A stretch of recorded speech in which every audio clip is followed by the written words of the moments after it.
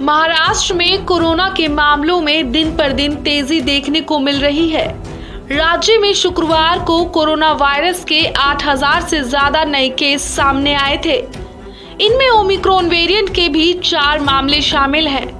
राज्य के स्वास्थ्य विभाग की ओर से मिली जानकारी के मुताबिक गुरुवार की तुलना में शुक्रवार को करीब 2700 से ज्यादा केस सामने आए थे।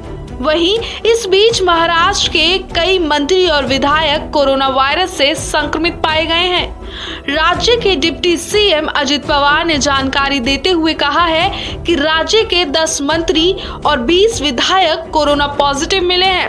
राज्य में ओमिक्रॉन वेरिएंट से अब तक 454 लोग संक्रमित पाए गए हैं। देश दुनिया के वीडियोस देखने के लिए सब्सक्राइब करें जी सलाम। लेटेस्ट नोटिफिकेशन के लिए बेल आइकॉन दबाना ना भूलें।